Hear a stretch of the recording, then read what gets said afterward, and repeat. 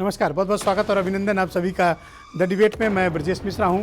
बहनों भाइयों, 10 महीने के बाद उत्तर प्रदेश में विधानसभा के चुनाव होने की प्रक्रिया प्रारंभ हो जाएगी। यानी उत्तर प्रदेश में चुनाव अब सिर पर आ गया है।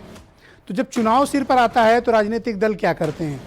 हमें उनके सेनापतियों यानी उनके पार्टी के प्रमुखों को पॉलिटिकली ट्रैक करना चाहिए कि एक्चुअली वो क्या कर रहे होते हैं। तो जब आप उनकी गतिविधियों का राजनीतिक आकलन करते हैं तो आपको उन्हें ट्रैक करने में आसानी होती है कि वो किन मुद्दों की तरफ बढ़ रहे हैं, उनके पास रिसोर्स कितने हैं, उनके इश्यूज क्या हैं और वो किस प्रकार की छवि जनता के बीच प्रस्तुत करना चाहते हैं। अब राजनीति के मायने बदल गए हैं। अब परसेप्शन की पॉलिटिक्स होती है।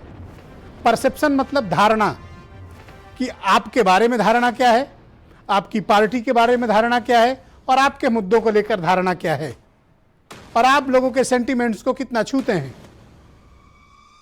लोगों के इमोशंस, रिलीजियस सेंटिमेंट्स, जिनको हम धार्मिक भाव भी कहते हैं, उनको आप कितना छूते हैं। और आम मसले, प्रमुख मुद्दे, उनमें आप की भूमिका और आपकी छवि क्या है, यह एक बेहद महत्वपूर्ण कारक हो गया है उत्तर प्रदेश की राजनीति में। और छवि कोई एक दिन में नहीं बनती है, एक घंटे में नहीं बनती है, एक हफ्ते में नहीं बनती है, एक महीने में नहीं बनती है, एक वर्ष में भी नहीं बनती है। छवि बनती है एक सतत प्रक्रिया है, एक कंटिन्यूअस प्रोसेस है। उस प्रोसेस से हर पॉलिटिकल पार्टी के सुप्रीमो को यानी सेनापति को गुजरना होता है। तो आप देख रहे होंगे कि पिछले दिनों काफी वक्त से परसेप्शन की इस पॉलिटिक्स को आगे बढ़ाने की प्रक्रिया में 3 बड़े दल उत्तर प्रदेश में लगे हैं। भारतीय जनता पार्टी,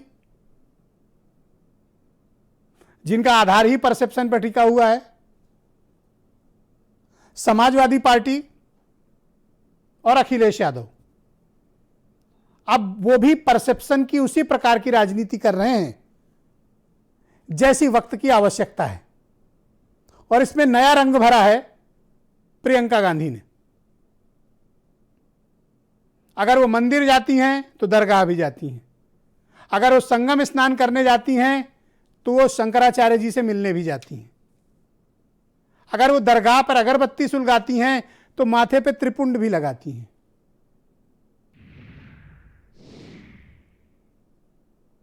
सहारनपुर में शाकुंभरी माता के दर्शन हो या फिर कल संगम में स्नान, कांग्रेस सॉफ्ट हिंदुत्व का एक मैसेज देना चाहती है। मुस्लिम परस्त की छवि से वो बाहर आना चाहते हैं। इस छवि से निकलने की छटपटाहट कांग्रेस के भीतर देखने को मिल रही है। यह एक कड़वा सच है। मकसद यही है लेकिन बोलना नहीं है। यह राजनीतिक दलों का एक दस्तूर होता है। हमारे जैसे पत्रकार वो बातें बताने की कोशिश जनता को करते हैं। एक बड़े समाज को, एक बड़े वर्ग को लुभाने की कोशिश, यही काम भारतीय जनता पार्टी भी करती है। और शायद यही वजह है कि हर 2 महीने में एक बार अयोध्या का दौरा उत्तर प्रदेश के मुख्यमंत्री करते हैं। परसेप्शन। और अब अखिलेश यादव भी उसी राह पर हैं। सॉफ्ट हिंदुत्व की उन्होंने नई परिभाषा गढ़ी है। मंदिरों को दर्शन करना, धार्मिक नेताओं से मुलाकातें करना, चित्रकूट में कामदगिरी महाराज की परिक्रमा करना या फिर विभिन्न धार्मिक गुरुओं से मुलाकात करना, उनके इश्यूज को एड्रेस करना। अखिलेश यादव भी समाजवादी पार्टी की परंपरागत छवि से बाहर निकलना चाहते हैं और वो बताना चाहते हैं कि वो सबके हैं, किसी एक जाति के नहीं, किसी एक मजहब के नहीं, किसी एक कम्युनिटी के नहीं, बल्कि वो सबके लिए काम करना चाहते हैं। वो ये परसेप्शन अपने बारे में एक बिल्टअप कर रहे हैं। चौथी political party Bahujan Samaj party को, they don't care about perception. उनको कोई फर्क नहीं पड़ता कि आप मायावती के बारे में क्या राय रखते हैं। Least bother. आप जो उनके बारे में धारणा रखते हैं रखिए, मीडिया उनके बारे में कुछ भी चलाता है चलाए, उन्हें फर्क नहीं पड़ता, क्योंकि वो इस प्रकार के परसेप्शन की पॉलिटिक्स नहीं करते हैं। उनका फंडा क्लियर है, उनका दस्तूर क्लियर है, उनकी सोच क्लियर है। तो क्या ये उत्तर प्रदेश का चुनाव वाकई में एक धर्मयुद्ध में तब्दील हो गया है? क्या कांग्रेस कोई बड़ी भूमिका निभाएगी? एक पांचवें प्लेयर की एंट्री हुई है, आम आदमी पार्टी। वो अभी दूसरे तरह के परसेप्शन की लड़ाई लड़ रहे हैं। वो उत्तर प्रदेश में भारतीय जनता पार्टी को घेरने की आम आदमी पार्टी हर संभव कोशिश करती है। बीजेपी उसे नोटिस में ले या ना ले, उन्हें कोई फर्क नहीं पड़ता, पर वो बीजेपी को घेरने में कोई भी कसर बाकी नहीं छोड़ते हैं। हर नाके पे बीजेपी को घेरने की कोशिश करते हैं और आम आदमी पार्टी को इस घेराबंदी में कामयाबी भी मिल रही है और उनके सेनापति संजय सिंह सड़कों पर लड़ते हुए दिखाई भी दे रहे हैं। यह भी एक प्रकार का परसेप्शन है कि आम आदमी पार्टी लड़ते हुए दिखना चाहती है। अब एक संयुक्त मोर्चा है, अभी उसका वजन उत्तर प्रदेश में समझना बाकी है कि उनकी क्या स्थिति है और वो किधर जाकर खड़े होंगे। तो क्या उत्तर प्रदेश में इस बार मुद्दे नहीं चलेंगे, परसेप्शन चलेगा? क्या उत्तर प्रदेश में जनता के मसाइल पर चर्चा नहीं होगी, बल्कि मंदिर मस्जिद के विषय पर चर्चा होगी? क्या हमारे नेताओं को वास्तविक मुद्दों पर चर्चा करनी चाहिए या फिर इस तरह के सेंटिमेंटल इश्यूज पे? लेकिन नेताओं की भी ज्यादा गलती नहीं है, जनता को भी यह सब पसंद है। चुनाव तक जनता अपने वास्तविक मुद्दों पर चर्चा नहीं करती, उन पर बात नहीं करना चाहती। चुनाव बीतने के बाद उसको अपनी सब तकलीफें याद आती हैं, लेकिन चुनाव में वो वही करती है जनता जो हमारे पॉलिटिशियन चाहते हैं, जो हमारे नेता चाहते हैं। तब जनता ना तो भ्रष्टाचार की बात करती है, ना कानून व्यवस्था की बात करती है, ना बेरोजगारी की चर्चा करती है, ना इंफ्रास्ट्रक्चर की बात करती है, ना स्कूल और अस्पताल की बात करती है। गलती जनता की तरफ से भी है। शायद इसी कारण परसेप्शन की पॉलिटिक्स ज्यादा जोर पकड़ रही है। अगर आप मुद्दों पर आधारित रहते यानी जनता, तो नेता वो करते जो आपको वास्तविक रूप से चाहिए, आपको चाहिए, आने वाली पीढ़ी को चाहिए। लेकिन नेता भी आपको वही देता है जो आपको चाहिए होता है। तो अगर आप बदलाव की राजनीति चाहते हैं तो नेताओं से बदलने की अपेक्षा मत कीजिए, स्वयं को बदलिए। जिस दिन आप बदलने की कोशिश करेंगे और आप बदलेंगे, देश की राजनीति बदल जाएगी, उत्तर प्रदेश की परंपरागत राजनीति बदल जाएगी। सरकारों ने आपके लिए क्या किया, यह सवाल होना चाहिए। आपके बच्चों के लिए क्या किया, इस पर बात होनी चाहिए। रोजगार के लिए क्या किया, इस पर चर्चा होनी चाहिए। खेती किसानी के लिए क्या किया, इस पर बात होनी चाहिए। बिजली कितनी महंगी कर दी, इस पर भी बात होनी चाहिए। तो उत्तर प्रदेश में मुद्दों की कमी नहीं, मुद्दे बहुत हैं, लेकिन क्या परसेप्शन की पॉलिटिक्स मुद्दों पर भारी पड़ेगी? आज का विषय यह है मेरा डिबेट का। और इसमें पॉलिटिकल पार्टी को ब्लेम करने से ज्यादा इसमें जनता की सहभागिता की आवश्यकता है। अगर अब आपने आंखें नहीं खोली तो अपने बच्चों को क्या देकर जाओगे और क्या मुंह दिखाओगे अपने बच्चों को, यह जरूर याद रखना आज सोने से पहले। इसलिए यह डिबेट बड़े गौर से सुनना, ध्यान लगा के सुनना, परसेप्शन पे न जाके अपने मुद्दों पर टिके रहना।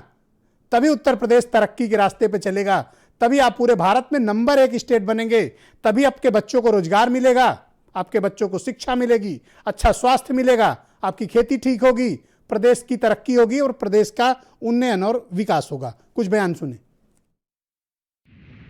माघ में जाए, कोई कुंभ में जाए तो उसमें आपत्ति नहीं होती है, अच्छी चीज है, जाना चाहिए।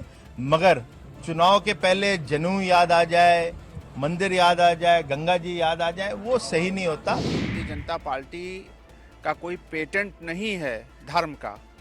सारे लोग जो हिंदुस्तान में रहते हैं, सबको अपने अनुसार धर्म का आचरण करने, उसका पालन करने, उस पर आगे बढ़ने की आज़ादी है। जो राम के अस्तित्व को नहीं मानते, जो राम सेतु को नहीं मानते थे, जिन्होंने राम के खिलाफ हलफनामे दिए अदालतों में, जिन्होंने राम भक्तों पे गोली चलाई, अब ये आगामी 2022 के चुनाव को देखकर इस तरह मंदिर मंदिर भटकते फिर रहे, इससे अतिरिक्त कुछ नहीं। कोई विपक्ष का नेता जैसे ही धार्मिक स्थल पे अपनी सामान्य आस्थाओं के साथ जाता है, इनकी चूल्हें हिल जाती हैं, चिंताएं मन में उभर जाती हैं।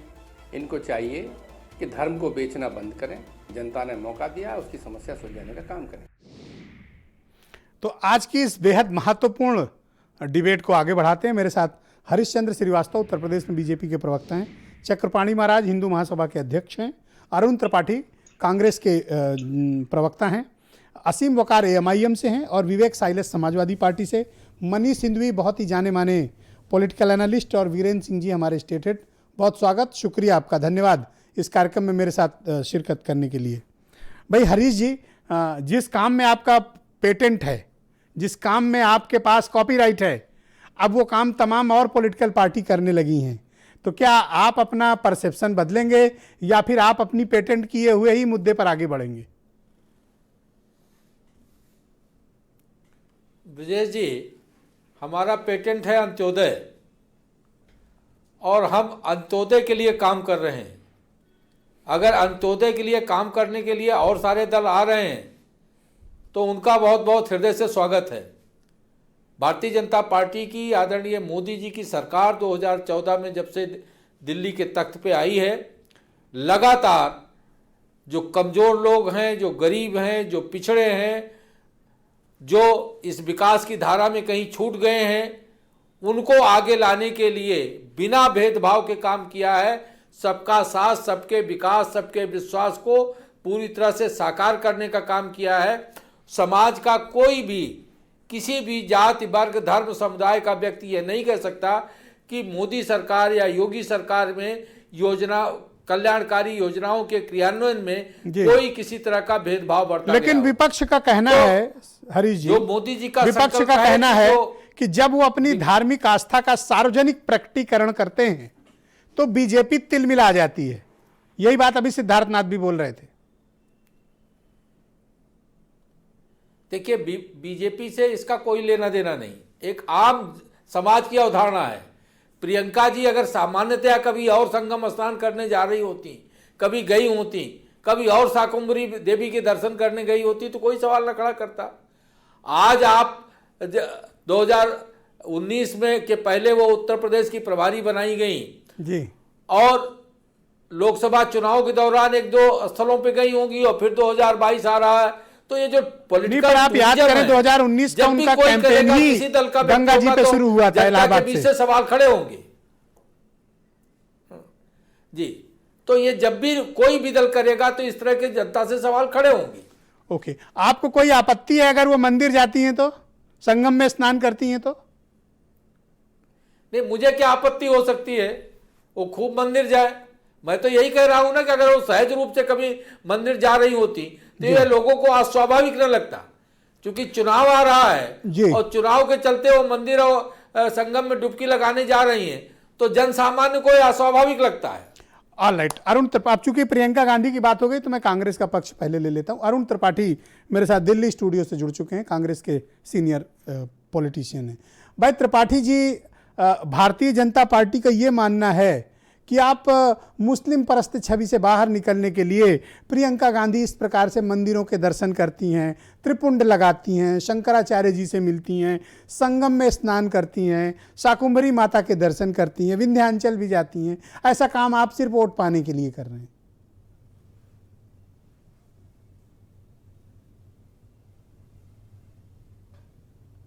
जी ब्रिजेश जी, सबसे पहले तो नमस्कार, और मैं आपका साधुवाद करता हूं कि आज इस विषय पर मुझे आमंत्रित किया आपने। ब्रिजेश जी देखिए, जो सत्ता पक्ष है आजकल वो ऐसे ऐसे प्रश्न खड़े करते हैं जो कि प्रश्न बनता ही नहीं है। आपने देखा होगा कांग्रेस पार्टी या कांग्रेस के नेताओं का कुंभ से जो नाता है शायद भारतीय जनता पार्टी को ज्ञात नहीं है, और ज्ञात था तो इसके पहले इनकी बुद्धि नहीं खुली थी। आपने देखा होगा कि लगभग 50-55 साल से कांग्रेस का सेवा दल का संगठन का कैंप महाकुंभ और कुंभ मेले में हमेशा लगता रहता है, जिससे कि कांग्रेस के सेवा दल के जितने भी कार्यकर्ता और पदाधिकारी हैं वहां पर समस्त नागरिकों का और कुंभ में जितने कल्पवासी आते हैं उनकी सेवा भाव और सहायता किया जाता है। ऐसे में अगर प्रियंका गांधी जी वहां की प्रभारी हैं और उन्हें ऐसा प्रतीत हुआ कि पिछले एक साल से जब देश में कोरोना वायरस की वजह से जब एक दूसरे को लोग स्पर्श नहीं कर रहे हैं, गंगा स्नान नहीं कर रहे हैं, ऐसे में उन्होंने जाकर के अगर गंगा स्नान किया और लोगों का हौसला बढ़ाया तो यह बहुत बड़ा काम है। क्या यह भारतीय जनता पार्टी के प्रधानमंत्री जी या मुख्यमंत्री जी कर सकते हैं? प्रश्न यह होता है। दूसरा विषय है ब्रिजेश जी जिस पे किसी का ध्यान नहीं गया है, मैं आपका भी ध्यान जो है वो आकर्षित करना चाहूंगा कि उन्होंने वहां पर नाविक राज जो हमारे नाविक चला रहे थे उनको हटा करके नाव चलाया। उन्होंने एक संदेश दिया है, उन्होंने यह संदेश दिया है कि जब भगवान राम मझधार में फंसे थे तो यही नाविक राज उनको भवसागर से पार लगाए थे, और आज उत्तर प्रदेश की जनता जो है वो एक भवसागर में फंसी हुई है भारतीय जनता पार्टी की सरकार में। आप देख रहे हैं किस तरीके की कानून व्यवस्था है, किस तरीके से वहां मजलूम और दलितों पे तो उत्तर प्रदेश के वास्तविक मुद्दों की चर्चा होनी चाहिए त्रिपाठी जी, ना कि परसेप्शन की पॉलिटिक्स होनी चाहिए। सोचना चाहिए। मैं कहता हूं उत्तर प्रदेश में मुद्दों के आधार पर राजनीति कीजिए या परसेप्शन की पॉलिटिक्स करेंगे आप?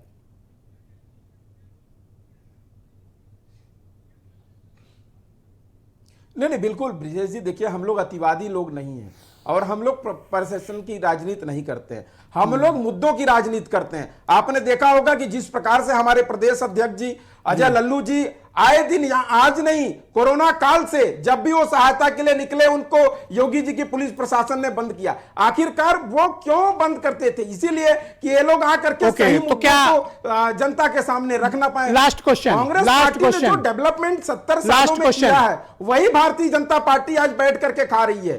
क्या प्रियंका गांधी 2022 में कांग्रेस की तरफ से चीफ मिनिस्टेरियल कैंडिडेट मुख्यमंत्री पद की प्रत्याशी हैं अथवा नहीं?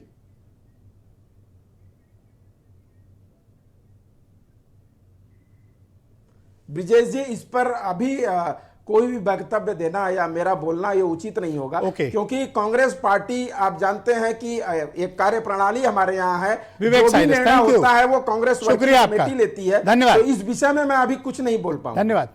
ऐसा प्रतीत होता है विवेक जी कि आपकी पार्टी के चीफ अखिलेश यादव सॉफ्ट हिंदुत्व की राह पर निकल रहे हैं, कोई मंदिर नहीं छोड़ रहे हैं, कोई ऐसा कार्यक्रम नहीं छोड़ रहे हैं जहां पर वो इस प्रकार की अपनी छवि प्रस्तुत न करना चाहें।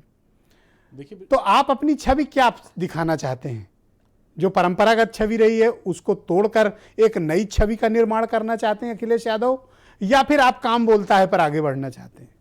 तय आपको करना है। जी देखिए ब्रिजेश जी, ये कोई नई बात नहीं। अखिलेश जी पहले भी संगम में डुबकी लगा चुके हैं, तिरुपति बालाजी जा चुके हैं, माँ विंध्यवासिनी के यहाँ माथा टेक चुके हैं बहुत जगह। और जहाँ तक मूर्तियों की और आस्था की बात है तो बहुत साल पहले हनुमान जी की भव्य मूर्ति हमने सैफई में बनवाई, मथुरा में हमने सबसे बड़ा मंदिर इस्कॉन का बनवाया, अखिलेश जी की रिजीम में हुआ। ये कोई नई बात नहीं है। और जहाँ तक परसेप्शन की बात है तो जनता तो आज मान ही रही है कि डेवलपमेंट अगर उत्तर प्रदेश में किसी ने किया है तो अखिलेश जी ने किया है। और सबसे बड़ी बात मैं जो भारतीय जनता पार्टी से पूछना चाहता हूं और आप सबको याद दिलाना चाहता हूं कि जब पुलवामा अटैक हुआ था उसके ठीक 10 दिन बाद 24 फरवरी 2019 ब्रिजेश जी अगर आप याद करें तो रमेश कुमार वकवानी पाकिस्तान के सांसद आके यही संगम में डुबकी लगा के गए थे, इसी भारतीय जनता पार्टी की सरकार थी। तो जब एक दुश्मन देश का सांसद आके संगम में डुबकी लगाता है, वो भी पुलवामा हमले के 10 दिन बाद, तब भारतीय जनता पार्टी को आपत्ति नहीं होती है? चुनाव में आप इस प्रकार के परसेप्शन पे जाना चाहेंगे जो आप दिखाना चाहते हैं, या फिर काम बोलता है पर जाएंगे? जी बिल्कुल, समाजवादी पार्टी विकास को लेकर आगे बढ़ेगी। आज जो लॉ एंड ऑर्डर हो रहा है, जो सिचुएशन उत्तर प्रदेश में है, क्या स्थिति है, सब जान रहे हैं। महिलाओं पे क्या अत्याचार हो रहा है, व्यापारियों की क्या हालत है, किसानों की क्या हालत है, डिग्री होल्डर 45 साल की सबसे बड़ी बेरोजगारी झेल रहे हैं, डिग्री लेके सड़कों पे घूम रहे हैं। आज किस तरह से उत्तर प्रदेश में भ्रष्टाचार हो रहा है, शमशान तक में दलाली खाई जा रही है, कितने लोग मर जा रहे हैं। ऐतराज है अखिलेश यादव अगर मंदिर वगैरह जा रहे हैं इस तरह, तो आपने सिद्धार्थनाथ का बयान सुना ना, बीजेपी को ऐतराज है। सिद्धार्थनाथ सिंह क्या बोलेंगे? जब वहां पर कांड हुआ था हाथरस वाला तो हरदोई बता रहे थे, उनको तो ये भी नहीं पता था कांड कहां हुआ है सिद्धार्थनाथ सिंह को। वो हाथरस को हरदोई बता रहे थे, तो ये अनाप शनाप बकने की तो उनकी पुरानी आदत है। ओके, चक्रपाणी महाराज मेरे साथ मौजूद हैं, हिंदू महासभा के अध्यक्ष हैं। भाई चक्रपाणी जी, बहुत स्वागत है आपका, शुक्रिया। मैं आपसे जानना चाहता हूं कि आजकल एक सॉफ्ट हिंदुत्व की एक नई परसेप्शन की पॉलिटिक्स उत्तर प्रदेश में शुरू हो गई है। अब अर्ली 2022 यानी करीब 10 महीने के बाद समझिए यूपी में चुनाव शुरू हो जाएंगे, तो आपको लगता है कारण यही है, राजनीतिक है, या फिर वाकई में ये सब बड़े धर्मालु हो गए हैं ये सारे बड़े हमारे नेता? देखिए, आपने बहुत अच्छे विषय परसेप्शन की जो बात की है ब्रिजेश जी, मैं आपको बताना चाहता हूं कि बिल्कुल हमारे हिंदू सनातन धर्म में जो चित्र की पूजा नहीं हुआ करती, चरित्र की पूजा हुआ करती। जैसे भगवान श्री राम की जो मैं पूजा करते हैं, हम लोग करते हैं, तो वो चित्र की नहीं करते बल्कि उनके चरित्र के करते हैं। जिस प्रकार से उन्होंने सबरी के जूठे बेर खाए, जिन्होंने निषाद रात को गले लगाया, जिन्होंने रावण का संहार किया, जिन्होंने नारी को सम्मान देने का काम किया, यह चरित्र होता है। और चरित्र निर्माण से उसके बाद से परसेप्शन धारणा बनती है। लेकिन सवाल इस बात का है कि निश्चित रूप से तब ये मामला वो फंस जाता है कि जिस प्रकार से अभी केरल में कांग्रेस के एक विधायक थे, उन्होंने चंदा दिया विश्व हिंदू परिषद को मंदिर, राम मंदिर के लिए, और जब उन्हीं के पार्टी के लोगों ने जब फोटो देखा, पेपर में छपा, बीएचपी ने उसको जारी किया, तो उन्होंने तुरंत इनकार कर दिया कि नहीं नहीं नहीं, मैं राम मंदिर के लिए नहीं दिया था, बल्कि मैं किसी और के दिया था। तो आप ये देखिए कि एक उसी पार्टी में केरल में इस प्रकार की हो रहा है, और दूसरी तरफ प्रियंका जी जब जा रही है वहां पे मौनी अमावस्या पे डुबकी लगा रही है और शंकराचार्य से मिल रही है, वो पूज्य शंकराचार्य जो राम मंदिर के खुद समर्थक है, तो यहाँ पे कहीं ना कहीं कंफ्यूजन होती है। सवाल इस बात का है कि तो ये प्रियंका गांधी की व्यक्तिगत तरह होता है, ये प्रियंका की व्यक्तिगत आस्था भी हो सकती है कि वो शाकुंभरी माता के दर्शन भी करती हैं, संगम भी जाती हैं और शंकराचार्य जी से भी मिलती हैं। नहीं, बिल्कुल व्यक्तिगत हो सकती है, लेकिन अब मैं आपको बताना चाहता हूं कि शीर्ष नेतृत्व तो कोई भी पार्टी का होता है, उसके पूरी पार्टी एक परिवार होता है, तो उसमें ये जरूर होना चाहिए कि अगर ऊपर से कुछ कार्य हो रहा है तो नीचे भी ये तो क्या आपको लगता है कि अब हिंदू फैक्टर 2022 के उत्तर प्रदेश इलेक्शन में और स्ट्रांग होगा? देखिए, वीर सावरकर जी ने तो स्पष्ट कहा था कि राजनीति का हिंदूकरण होना चाहिए, और निश्चित रूप से हम मान रहे हैं कि अगर इस तरह से चल रहा है तो कहीं ना कहीं वीर सावरकर के सिद्धांतों पे सभी पार्टियां वास्तव में चलने पे मजबूर हो गई है कि राजनीति का हिंदूकरण हो रहा है, और राजनीति के हिंदूकरण में ही देश सुरक्षित है, और तभी जाकर के देश निश्चित रूप से पुनः विश्व गुरु बन सकता है। तो राजनीति के हिंदूकरण के मार्ग पे चल रही है सभी पार्टियां। असीम वकार, MIM के नेशनल स्पोक्स पर्सन, बहुत शुक्रिया आपका वकार साहब, काफ़ी दिनों के बाद आप डिबेट में दिखाई दिए। मैं आपसे जानना चाहता हूं कि इन दिनों एक परसेप्शन की पॉलिटिक्स हो रही है उत्तर प्रदेश में, जिसमें एक छवि से, परंपरागत छवि से निकलने की छटपटाहट सभी पॉलिटिकल पार्टियों में है, बीजेपी के अलावा। तो उसके आजकल नए नए रूप दिख रहे हैं, मंदिर में भी दिख रहे हैं, दरगाहों में भी दिख रहे हैं, संगम में भी दिख रहे हैं, तो शंकराचार्य जी के यहाँ भी दिख रहे हैं, तो कोई पर्वत परिक्रमा भी कर रहा है। सर, परसेप्शन की पॉलिटिक्स नहीं कर रहे हैं ये लोग कर रहे हैं असली धर्म की पॉलिटिक्स, जो पहले इनके दिलों में था और ये निकाल नहीं पाते थे। ये पूरे के पूरे जितनी पार्टियां हैं, चाहे वो कांग्रेस हो, चाहे समाजवादी पार्टी हो, चाहे कोई भी हो, ये सब भारतीय जनता पार्टी की दुम पकड़कर पीछे पीछे चल रहे हैं। या इसको दूसरे अल्फाजों में कह लीजिए कि ये सिक्के के दूसरे रुख हैं। पहला रुख बीजेपी है और दूसरे रुख में ये आते हैं। सर, इनका भी जो एक ही कॉन्सेप्ट है, जो बीजेपी का कॉन्सेप्ट है एंटी मुस्लिम पॉलिटिक्स, वही सेम कॉन्सेप्ट अखिलेश जी का भी और प्रियंका जी का भी और राहुल जी का भी यही है, एंटी मुस्लिम पॉलिटिक्स। बीजेपी दिखा चुकी है, कांग्रेस वाले और समाजवादी वाले उसको अब अंदर से लोगों को बता रहे हैं कि देखो हम भी एंटी मुस्लिम हैं, हम भी मुसलमानों के साथ नहीं हैं, हम भी मुसलमानों को दुश्मन हैं, हमारे साथ खड़े हो जाओ, हम बीजेपी से ज्यादा आगे बढ़ के दुश्मनी करेंगे। सर, ये है सर। कुल मिला के आपको एक दो लाइनों में बोल दूं कि भारतीय जनता पार्टी घास में चलता हुआ काला सांप है। कैसी भाषा बोलते हैं? सर, काटेगा हमको ये हैं? ये कैसे अल्फाजों का आप इस्तेमाल करते हैं? कांग्रेस और समाजवादी यानी राहुल जी, प्रियंका जी, अखिलेश जी, ये लोग हरी घास में हरा सांप है, छुपा हुआ। ये दिख नहीं रहे सर, लेकिन ज्यादा जहरीले हैं हमारे लिए। ये जब काटेंगे तो हम बिना पानी के मर जाएंगे। सर, कोई परसेप्शन नहीं है सर। आपके बारे में तो खुद ही कहते हैं कि आप जिनको आप काला सांप बता रहे हैं उन्हीं के आप भाईजान हैं। सर, अगर आप अभी इंटरनेट पे चले जाएं, नहीं मतलब ऐसा परसेप्शन है। नहीं, सुनिए तो सर, बात तो सुन लीजिए सर। बड़ी मजेदार बात कहने जा रहा हूं कि जिन्होंने हमको कहा कि हम बीजेपी के एजेंट हैं, सबसे ज्यादा तस्वीरें उन्हीं की मिलेंगी आपको।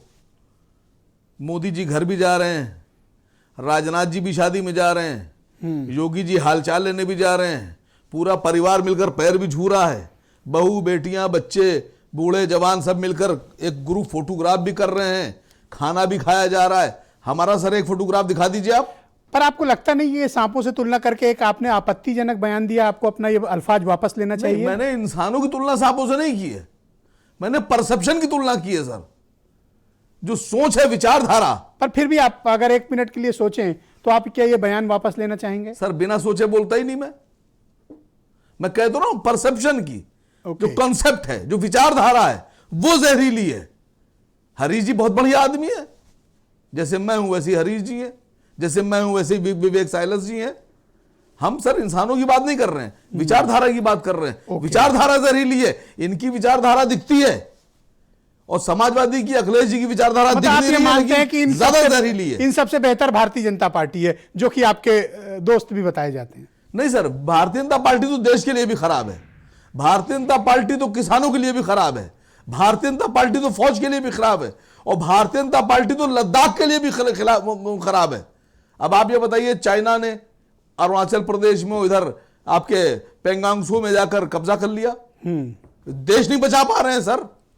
ओके, जो सजा देना चाहिए चाइना को, चाइना की फौज को, तो सब वो सजा दे तो रहे हैं आपने सर। किसी को काला कह दिया, किसी को हरा सांप कह दिया, तो आप फिर आप विकल्प कहां बचता है? सर मैं कह रहा हूं, आपको हर पॉलिटिकल पार्टी या बड़ा नेता आपको सांप दिखता है सर, मैं इंसान तो सिर्फ आप ही दिखते हैं सर। मेरे मुझे लगता है ये आपने बहुत आपत्तिजनक बयान दिया है। मैं तीसरा मौका देता हूं अगर आप बयान वापस लें तो। सर मैं कहता रहा हूं आपसे, राष्ट्रीय अध्यक्ष जी, हमारे राष्ट्रीय अध्यक्ष जनाब असद साहब ने लोकसभा में कितनी साफ तौर पे बात कही कि जो सजा देना चाहिए थी चीन की फौज को, वो आप हथकंडे इस्तेमाल कर रहे हैं किसानों पर भारत के। ओके, मनीष सिंघवी बहुत ही जाने माने पॉलिटिकल एनालिस्ट हैं।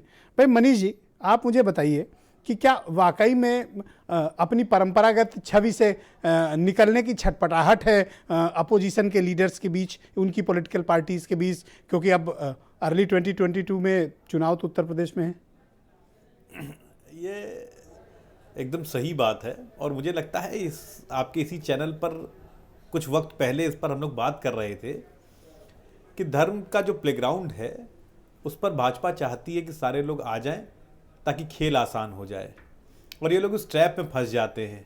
ट्रैप में यूँ फंस जाते हैं कि जो सॉफ्ट हिंदुत्व दिखाने की कोशिश करते हैं, हर आदमी की राजनीति का एक अलग अंदाज है, और जब आप वो अंदाज छोड़ते हैं तो आप सामने वाले के फील्ड पे चले जाते हैं, और वो उसका फील्ड है, तो जहाँ पर वो आपको पटकनी दे देगा।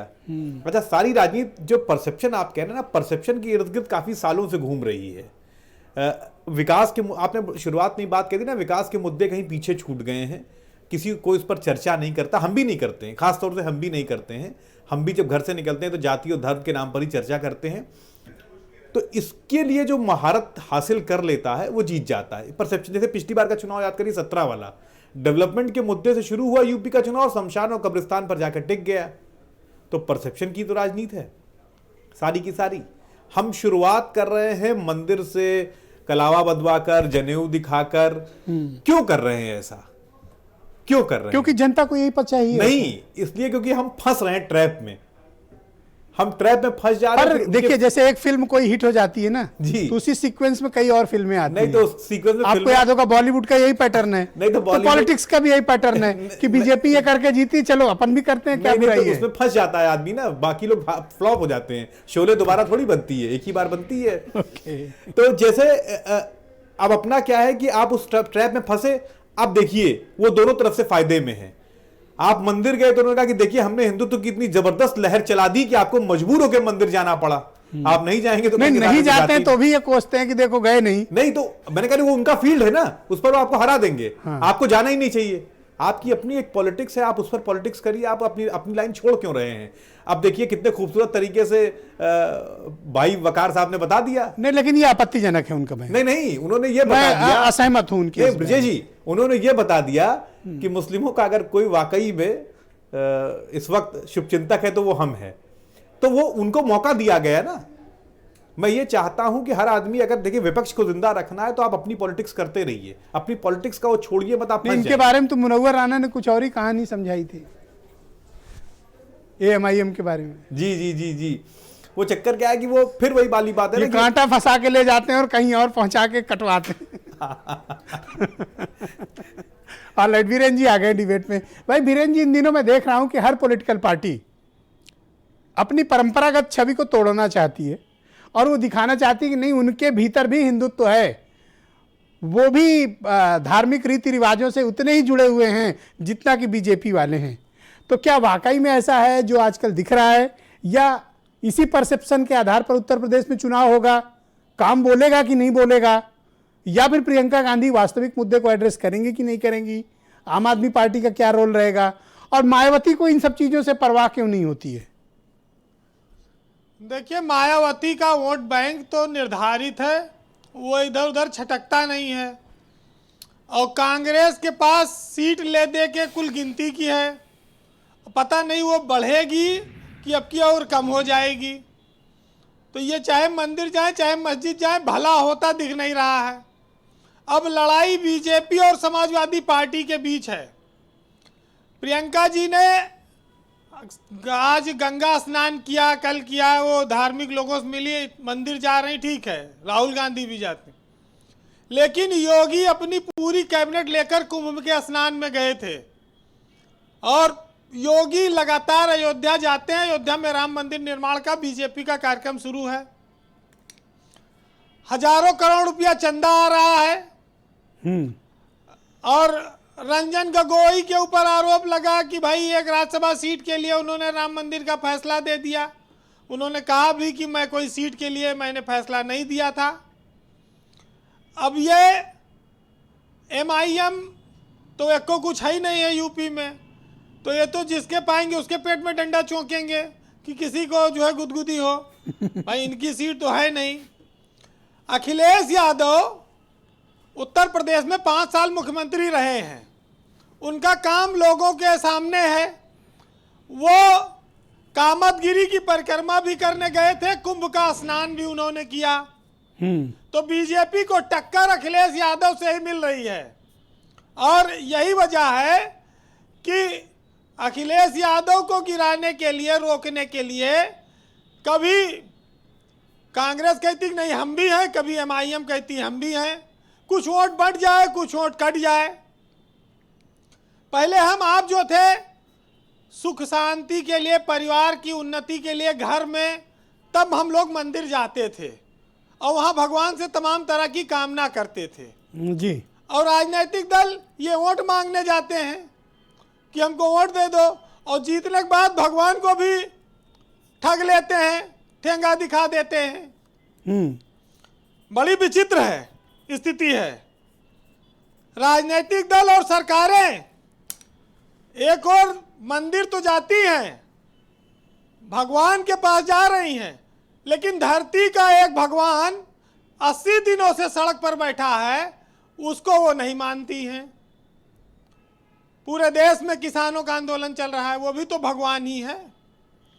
हमारे देश में डॉक्टर और किसान ये धरती पर भगवान माने गए हैं, और ये पहले काम आते हैं। वो तो ऊपर जाने के बाद तब यमराज का भैंसा हिसाब किताब करता है, तब वो भगवान अपना इंसाफ सुनाते हैं। लेकिन जो लोग भगवान को बहुत याद कर रहे हैं, वो इतना जान लें कि अगर किसी दिन भगवान ने उनको याद कर लिया तो फिर माला टंगी मिलेगी फोटो पे। तो इसलिए राजनीति करिए, लेकिन उत्तर प्रदेश जैसे विशाल राज्य में बांटने की राजनीति नहीं होनी चाहिए। पर जनता को भी तो ये सब भाता है ना, लुभाता है, पसंद आता है, लोग चर्चा करते हैं, फोटोग्राफ्स खूब सोशल मीडिया पर वायरल होती हैं। जनता काम की बात तो चुनाव के बाद करती है, चुनाव के दौरान तक तो वो इन्हीं सब मसलों पर फंसी रहती है। असल में हमारे यहाँ धर्म बहुत महत्वपूर्ण मुद्दा है। आप ये देखिए कि धर्म के नाम पर, हिंदू मुस्लिम के नाम पर ही वोट पड़ता रहा, बहुत समय से पड़ता रहा। मंदिरों के पास हजारों करोड़ रुपया है पूरे देश में, लेकिन जनता कभी नहीं सवाल पूछती। चाहे भूखों मर जाए, चाहे जितनी बेरोजगारी आ जाए, नहीं कहती कि हमें दे दो, न सरकारें कहती हैं। अच्छा, बीजेपी तो जैसे कहीं चुनाव आता है तैसे राम मंदिर बनाना शुरू कर देती है, और जब तक चुनाव खत्म होता है तब तक इनके लेबर मिस्त्री सब भाग जाते हैं, मंदिर अधूरे रह जाता है। तो मंदिर नहीं बनाएंगे, लेकिन मंदिर के नाम पर कई बार सरकार बनाएंगे। अब देखिए, अब शुरुआत हुई है, शायद ये फाइनली बन जाए जी, लेकिन इतना जान लीजिए कि जो लोग भगवान और इंसान सबको धोखा देते हैं, उनका भी रिटर्न टिकट कंफर्म है, वो भी ज़्यादा दिन रहेंगे नहीं। सबको पता है कि उनकी ट्रेन प्लेटफॉर्म से कब छूटेगी। ईश्वर सबका हिसाब किताब रखता है। हाँ, सबकी अपनी अपनी आस्था है इस देश में, और लोग अपने अपने धर्म को माने जी और दूसरे के धर्म का सम्मान करें।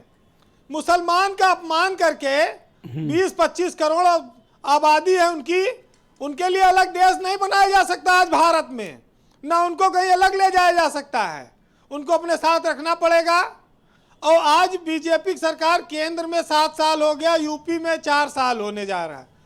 ये कहाँ मुसलमान को निकाल दिए? ये कहते हैं पीएफआई फंडिंग हो गई, फलाना जगह दंगा हो गया, उन्होंने ऐसा कर। तो ये सरकार में बैठ के क्या करते हैं? सूचना देने के लिए खाली है कि भाई ऐसा ऐसा हो रहा है, आप जानकारी रखो। बहरहाल जनता के लिए आप क्या कहना चाहते हैं? जनता मतलब क्या, उसका भी तो कोई इशूज पर चर्चा कम करती है ना। तो आप जो ये आप पॉलिटिकल पार्टी को समझा रहे हैं, ये बात आपको जनता को भी समझानी चाहिए। देखिए, जनता ब्रजेश जी जब एक बार वोट दे देती है तो ठग ली जाती है, फिर उसके हाथ में कहाँ रहता है? 5 साल तो इंतजार करना पड़ता है। और जब फिर चुनाव आया तो किसान के खाते में 2000 दे दो और कुछ हिंदू मुसलमान कर दो, कहीं दारू बढ़ जाए, कहीं मुर्गा, कहीं बकरा कट जाए, कुछ नगदीकरण भी हो जाए। तो ये सब फंडे चलते रहे। जनता के सामने अपनी मजबूरियां हैं। अब एक आंदोलन चल रहा है, अब इसका असर चुनाव पे दिखेगा। लेकिन हम आप जिस जगह बैठे हैं, जिस देश में हैं, वहाँ फर्ज है कि शांति रहे, दोस्ती रहे, भाईचारा रहे, अमन चैन रहे। घर में चूल्हा जले न जले, लेकिन हिंदू मुस्लिम के बवाल चले, ये नहीं होना चाहिए। लड़के की नौकरी मिलेगी कि नहीं मिलेगी, लेकिन मुसलमान के नाम पर इस देश में कोई काम ना हो, ये नहीं होना चाहिए। जी वीरेंद्र। तो हम लोग सामाजिक सौहार्द की बात करेंगे। वोट जिसको लेना हो ले, लेकिन ये जान ले कि आसिम बकार की पार्टी किस लिए आई है। ये आसिम बकार चाहे जितना आरोप लगावे सब पर, लोग जान रहे हैं। और हमारे मुनव्वर राना साहब ने लिखा भी है। बहरहाल आज सामाजिक और धार्मिक भाईचारे पर कि मंदिर में दाना चुग कर चिड़िया मस्जिद में पानी पीती है, और सुना है राधा की चुनरी कोई सलमा बेगम सीती है। एक रफ़ी था महफिल महफिल रघुपति राघव गाता था, एक प्रेमचंद बच्चों को ईदगाह सुनाता था। कभी कन्हैया की महिमा गाता रसखान सुनाई देता है, औरों को दिखते होंगे हिंदू और मुसलमान, मुझे तो हर शख्स के भीतर इंसान दिखाई देता है। बहुत बहुत शुक्रिया वीरेंद्र जी, बहुत बहुत धन्यवाद आपका, बहुत शुक्रिया। सीधे मैं आपको हरीश चंद्र श्रीवास्तव जी के पास लेके चलता हूँ, भारतीय जनता पार्टी के प्रवक्ता हैं। हरीश जी, मेरा आपसे सीधा प्रश्न है कि भारतीय जनता पार्टी 4 साल का कार्यकाल लगभग पूरा कर लिया, अभी 19 मार्च को आपका 4 साल पूरा होगा और 5वें की तरफ आप बढ़ेंगे। 10 महीने के बाद आपको चुनाव में जाना है, तो भारतीय जनता पार्टी क्या प्रीफर करेगी उत्तर प्रदेश के मुद्दों को लेकर? क्या आपके पास मुद्दा हिंदुत्व है या फिर आप काम के आधार पर वोट चाहते हैं? ब्रजेश जी, भारतीय जनता पार्टी काम के आधार पर जनता के बीच जाएगी। आदरणीय योगी जी की सरकार में भ्रष्टाचार मुक्त, अपराध मुक्त उत्तर प्रदेश के लिए जो काम हुआ, बुनियादी ढांचे के विकास के लिए जो काम हुआ और औद्योगिक विकास को लेकर के जो काम हुआ, वो अपने आप में अप्रतिम है। किसानों को खाद, बिजली, पानी मुहैया कराने के लिए जो काम हुआ, कमज़ोर वर्ग के तबकों को रोजगार मुहैया कराने के लिए जो काम हुआ, उन सब को लेकर के हम जनता के बीच जाएंगे और जनता के बीच लगातार भारतीय जनता पार्टी के सांसद, विधायक, मंत्रीगण और पार्टी पदाधिकारी सभी लोग जनता के साथ सतत संवाद में हैं। तो जनता भारतीय जनता पार्टी की आदरणीय योगी जी के जो नेतृत्व में जो सरकार है जी, उसके कामों को लेकर के जो मुझे भरोसा है कि 2017 से भी मजबूत मैंडेट भारतीय जनता पार्टी को देगी। ऑलराइट। दूसरा विषय इस बात का है कि भारतीय जनता पार्टी क्या थ्रेट महसूस पॉलिटिकली कर रही है जिस प्रकार के सॉफ्ट हिंदुत्व पॉलिटिक्स अपोजिशन कर रहा है?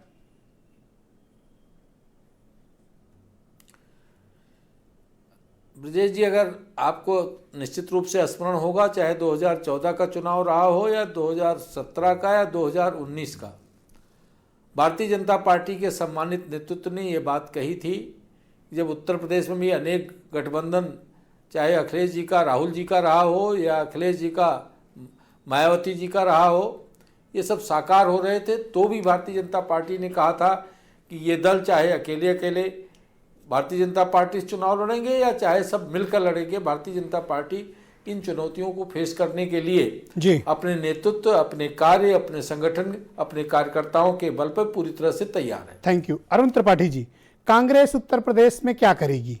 क्या आप सॉफ्ट हिंदुत्व की राह पर चलना चाहते हैं या आपके पास उत्तर प्रदेश के विकास, रोजगार, शिक्षा, स्वास्थ्य, उत्तर प्रदेश की आर्थिक और सामाजिक प्रगति का कोई विजन है, कोई एजेंडा, कोई प्लान भी है?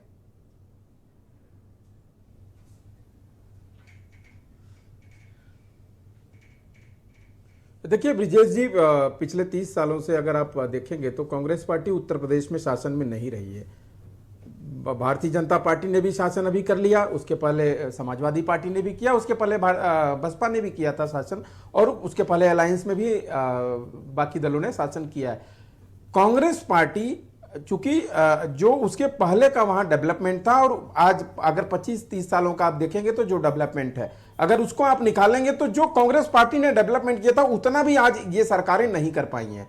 इसका सीधा तात्पर्य यही है कि अगर कांग्रेस पार्टी सत्ता में आती तो सीधे पहले डेवलपमेंट पे काम होगा।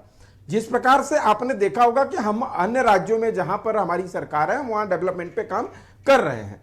दूसरी बात ब्रिजेश जी, मैं एक चीज कहूंगा कि वसीम भाई के बात पर मुझे एक आपत्ति है, लेकिन आपत्ति के साथ साथ मैं उनको एक चीज और पूछना चाहता हूं कि अगर मान लीजिए आप सबको नाग नागिन बना दिए तो आप वहां क्या किस रोल में थे, ये आप तो स्पष्ट कर लीजिए। क्या आप वहां पर गिरगिट के भांति थे कि आप जिस राज्य में दंगा होगा, जिस राज्य में भारतीय जनता पार्टी या अन्य पार्टियां लड़ाई होगी, वहां पर आप जाकर के बहुत करारा जवाब आपको देने के लिए व्याकुल हैं। क्यों नहीं करते? असीम वकार तैयार है मुसलमानों के लिए। यस, असीम वकार, आप बताइए। All right, please Aseem Waqar ji, go ahead sir. Waseem Waqar भाई बहुत सीनियर है। नहीं, अब आप ये कह के निकल नहीं पाओगे, कहना चाहिए। त्रिपाठी जी कह के निकल नहीं पाओगे, जवाब लो। सर इन्होंने ये कहा कि जहां जहां दंगा हुआ वहां पर हम जाते हैं। कांग्रेस ने 47 के बाद से जब देश आजाद हुआ तो हुकूमत सबसे ज्यादा की। सर भागलपुर में आपने नरसंहार किया, वहां हम नहीं थे। सूरत में आपने नरसंहार किया, आपकी सरकार में वो हम नहीं थे। उत्तर प्रदेश का बहराइच हो, गोंडा हो, कानपुर हो, इलाहाबाद हो, जहां जहां आपने नरसंहार मुसलमानों को किया हम वहां भी नहीं थे। आपने बंबई में नरसंहार कराया 1992 में। ना बीजेपी की सरकार थी केंद्र में और ना मेरी थी और ना समाजवादी की थी, आपकी सरकार थी सर। आपने मुसलमानों की लाशों को सड़कों पर कुत्तों खिलवाया है, हम वहां भी नहीं थे। आपने मुसलमानों का खून नालियों में और नालों में बहाया है, हम वहां भी नहीं थे। आप क्या कहना चाहते हैं? हाँ बोलिए त्रिपाठी जी। हमारा खून इतना सस्ता है? बोलिए, हम अपने हक की बात करेंगे तो हम गिरगिटान बोलिए हैं। त्रिपाठी जी। अगर हम अपने मुसलमानों के मिल गए आपको जवाब, मुसलमान इसी जवाब की इतना तरह अच्छा कराया तो आप कर क्या रहे थे? कहेंगे या आपकी पार्टी आपको शर्म नहीं आती है? तो कर क्या रही थी? जो आवाज आप इतना कुछ जो आवाज राहुल गांधी को उठाना चाहिए सहन शक्ति थी, जो आवाज प्रियंका गांधी को उठाना चाहिए थी, ऐसा नहीं जो लगता आवाज कि आप सोनिया जी को इतना उठाना सह चाहिए सकते थी, हैं। जो आवाज जिस गुलाम प्रकार नबी से आजाद आपकी उठाना चाहिए भाषा है, थी, जो आवाज मुझे नहीं लगता काशी कि आप को उठाना इतना सह चाहिए सकते थी, हैं। जो आवाज अगर हम उठा आपको रहे ये हैं ज्ञात तो होना हमें चाहिए कि गिरगिटान आप क्या कहते हैं। बोल रहे हैं। आपको ये ज्ञात होना चाहिए। आप लोग तो वोट लेते हैं मुसलमानों मैं का, आपसे उनको पूछ रहा हूं, बेचते भागलपुर हैं। का दंगा किसने आपके कराया? नेता यही बेचते ही करते कह रहे हैं, आप वोट बेच, आपको वोट विक्रेता कहा गया, ये अपमान है। सरकार बनवाते हैं। नहीं, ये असीम पूरा वकार, देश जानता है। ऐसा नहीं। आपने क्या क्या किया है, कहां ना, ना, आप जवाब नहीं दे रहे हैं। सब जानता है। आपको उन्होंने ऑटो का विक्रेता कहा। खिलाफ लग जाएगी आपकी पार्टी में। दूसरी बात आपकी आपको ज्ञात होगा, सुनिए सर, विकास की बात। अब देखिए मेरी बात आई है कि भारतीय जनता अब मैं अपनी बात रख लूं। बोले। अब मैं अपनी बात रख लूं। प्रमोद जी सुनिए, अब आप विकास समझा रहा हूं आपको, विकास डेवलपमेंट कैसा होता है। आपसे डेवलपमेंट नहीं सीखना है एमआईएम को। एमआईएम कभी ना स्टेट में सत्ता में रही ना केंद्र में सत्ता में रही। आपको भी सपोर्ट दिया लेकिन कभी आप क्या मंत्री नहीं रहे। आपको तेलंगाना में भी सपोर्ट दिया, वहां मंत्री नहीं रहे।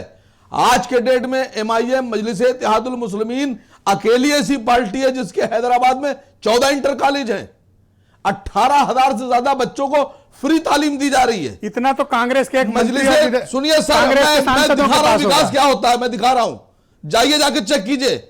मजलिस-ए-इत्तेहादुल मुस्लिमीन ने जो हैदराबाद में हॉस्पिटल, आप इतना तिल मिला क्यों गए? 5,000 रुपए में एंजियोप्लास्टी होती है सर, आप सरकारी अस्पताल में नहीं करा पाएंगे, न बीजेपी करा पाएगी, न सपा करा पाएगी, न कांग्रेस करा पाएगी। जिन्होंने बीएचयू की स्थापना की, आपको जाति कहां कांग्रेस से जाति अस्पताल में उनके पर्सनल, आप क्या कह रहे हैं? डेवलपमेंट ये देश जो है ये कांग्रेस ने अपने रक्त से सींचा है, आप कौन सा डेवलपमेंट की बात करते हैं?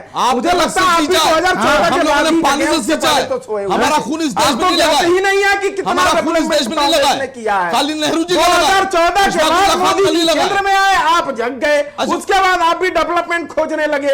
अरे आप उसके पहले आप जाइए पूछिए एक बार अपने शीर्ष नेतृत्व से, आपका खून नहीं लगा, कांग्रेस ने क्या डेवलपमेंट किया है, खून का बदला लिया, आप दे रहे थे तो क्यों दे रहे थे? अगर हमने डेवलपमेंट नहीं किया, अरे मित्रों साहब, सत्ता रुक जाइए, रुकिए, आप हमारा मुंह देख के दे रहे थे, ओके ओके, जस्ट वेट, आपने खून इस प्रकार से लड़ना उचित नहीं है। लेकिन MIM ने अपने मुसलमानों के खून के बदले सत्ता नहीं ली। वकार भाई, आप इतना हम भी उत्तेजित देश क्यों के हैं? नागरिक हैं, हमारा भी खून लगा है, इतना उत्तेजित होने की आवश्यकता खाली है? कांग्रेसियों को खून नहीं लगा है। ओके, आज आप कांग्रेस से इतना नाराज क्यों हैं? सर कांग्रेस हमसे नाराज है, हम नाराज क्यों होंगे उनसे? आपने उनको हरा सांप कहा, उसके बाद मैं देख रहा हूं कंटिन्यूअस आपका अटैक सिर्फ इन्हीं के ऊपर है। सर मैंने कहा, मैंने समाजवादियों के बोलने पर आपकी घिग्घी बन जाती है। समाजवादी की बात कर रहा हूं।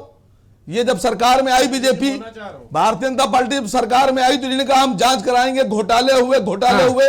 सर ये जो आगरा एक्सप्रेसवे बना है 44 करोड़ रुपए पर किलोमीटर के लिए बना है, 44 करोड़ रुपए पर किलोमीटर खर्चा आया इस पर, आपने जांच नहीं कराई। फ्रंट है सर, रिवर फ्रंट है, लेन नहीं बनाई हो, 1700 करोड़ रुपए की बात कर रहे हैं, सर्विस लेन कहीं 1 किलोमीटर, चुनाव नहीं लड़े, फिलहाल मुझे इस तरह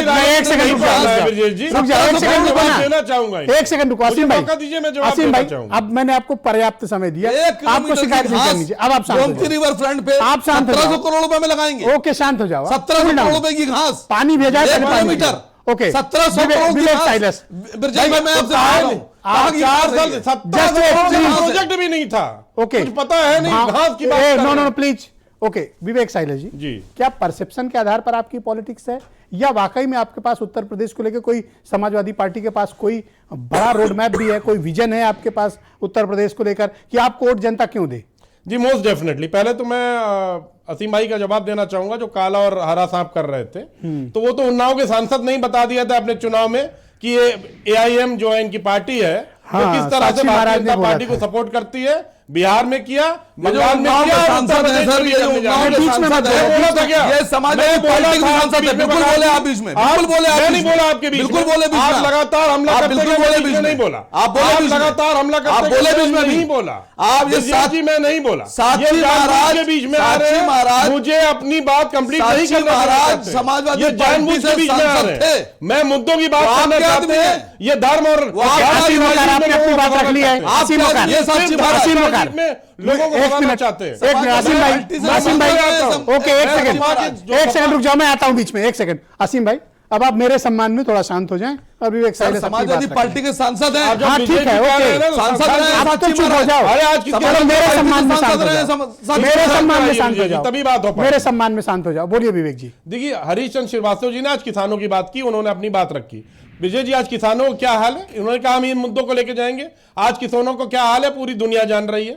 उद्योग की बात की तो उद्योग का क्या हाल है, उद्योग के जो छोटे व्यापारी हैं किस तरह से आत्महत्या कर रहे हैं उत्तर प्रदेश में या पूरे देश में, वो सब जानते हैं। कानून व्यवस्था की बात की, आज कानून व्यवस्था क्या है, लूट डकैती बलात्कार हत्या, इस सब चीज में उत्तर प्रदेश नंबर 1 हो चुका है। आपने भ्रष्टाचार की बात की, भ्रष्टाचार तो आप शमशान में दलाली खा गए, ऑक्सीमीटर में आपने दलाली खाई, PPE किस मास्क में को भी आपने नहीं छोड़ा, मिर्जापुर में आपने। लेकिन ये कह रहे कानून व्यवस्था बहुत अच्छी है, अभी हरीश जी ने कहा कानून व्यवस्था, एक विक्रू कांड हुआ था, दूसरा कांड कासगंज में हो गया। पुलिस को दौड़ा दौड़ा के लोग जो माफिया लोग हैं वो मार दे रहे हैं, भून दे रहे हैं। एसडीएम के सामने भारतीय जनता पार्टी के कार्यकर्ता लोगों की हत्या कर दे रहे हैं, विधायक उनके साथ खड़े हो जा रहे हैं। ये कानून व्यवस्था है, ये कानून व्यवस्था दी है। कानून व्यवस्था के नाम पे भारतीय जनता पार्टी ने सारी परिकाष्ठाएं पार कर दी हैं। और जहां तक जाति धर्म की बात है ब्रजेश जी, पश्चिम उत्तर प्रदेश में आज देखिए जाति और धर्म लोग छोड़ के डेवलपमेंट और किसान की बात कर रहे हैं। आज जाट गुजर मुसलमान सब तोड़ के एक मंच पे खड़े हैं भारतीय जनता पार्टी के खिलाफ पश्चिमी उत्तर प्रदेश में। और ये मामला वहीं तक नहीं रुकेगा, ये पूरे प्रदेश में चलेगा। ये अली बजरंगबली शमशान कब्रिस्तान ईद दिवाली वाली राजनीति से न देश की तरक्की होगी न प्रदेश की होगी। ओके, चक्रपाणी महाराज मेरे साथ मौजूद है। चक्रपाणी जी, क्या आपको लगता है कि इस बार भी उत्तर प्रदेश में राजनीति का धार्मिक ध्रुवीकरण होगा इस बार फिर 2022 में? सवाल इस बात का है कि देखिए वकार जी बैठे हैं, जब वो मुस्लिम की बात करते हैं या ओवैसी जी जब मुस्लिम की बात करते हैं तो स्वाभाविक है उसकी प्रतिक्रिया तो होती है। और अब तो दिन पर दिन जब से ओवैसी जी अस्तित्व में आ रहे हैं तो निश्चित रूप से स्वाभाविक है, क्योंकि एक तरफ जब आप हिंदुओं को गाली देते हो, हिंदुओं का अपमान करते हो, तो स्वाभाविक रूप से वीर सावरकर जी ने कहा था कि राजनीति का हिंदूकरण होना चाहिए, हिंदुओं का सैनिकीकरण होना चाहिए। आज सभी पार्टियां समझ में आया आपको? राजनीति का हिंदूकरण होना चाहिए, ये बात असीम वकार को नहीं समझ में आ रही। हिंदुओं का सैनिकीकरण अति आवश्यक है और तभी इसी में देश का हित है।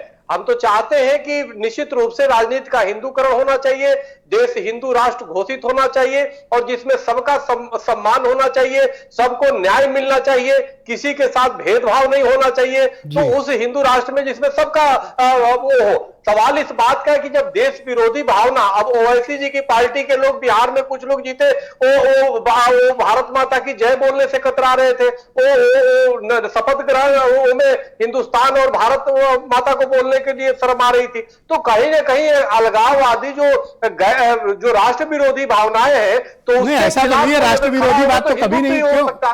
ओके, असीम वकार आपको कुछ जवाब देना चाहते हैं? यस असीम भाई। इसलिए अब देखिए, मैंने आज तक अगर कोई राष्ट्र विरोधी बात कही तो चक्रपाणी महाराज वो वीडियो निकाल लें और मेरे सामने नहीं, वकार साहब देखिए बिहार में मैं आपको चैलेंज कर रहा हूं सर, मैं आपको चैलेंज कर रहा हूं। आप देखिए वहां पे, मैं आपको चैलेंज कर रहा हूं कि अगर आज तक मैंने कभी जबान से कोई राष्ट्र विरोधी देश विरोधी बात निकाली हो या हिंदू धर्म के खिलाफ कोई बात बोली हो या हिंदू धर्म के सम्मान में कोई ठेस पहुंचाई हो, मैंने तो बताइए मुझे आप। नहीं, आपकी बात तो आपको भी सम्मान करता हूं। चक्रपाणी जी का कहना है हिंदूकरण होना चाहिए राजनीति का। चक्रपाणी जी जब वो तो दिख रहा है साहब, पूछा क्या वो दिख रहा है साहब, क्या दिख रहा है? अखिलेश जी का हिंदूकरण हो गया, प्रियंका जी का हिंदूकरण हो गया, तो वो तो पहले से हिंदू हैं। तो पहले दिखते कहां थे? दिखा दिया इन लोगों ने, दिखते थे भाई, ये क्या बात दिखा दिया इन लोगों ने। हंसी आ रही है इन सब बातों में ब्रजेश जी।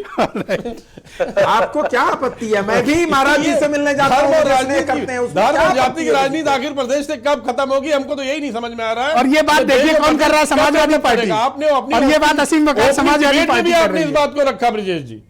ऑलराइट, मनीष सिंघवी आप मुझे बताइए कि क्या इस प्रकार की चीजें समाप्त होंगी? क्योंकि मैं 2 राउंड बातचीत कर चुका, बहुत कम लोगों ने बहुत कम वक्त जनता के मुद्दे पर बात की।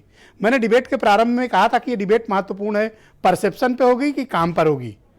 परसेप्शन पे ही चली, काम पर बात बहुत थोड़े वक्त के लिए सभी पैनलिस्ट ने किया। मैं जस्ट इनको चेक कर रहा था और आज इन सब को देखिए, इन्होंने अधिकांश समय केवल ये बताने में लिखा कि हिंदू परस्त कौन है और मुस्लिम परस्त कौन है।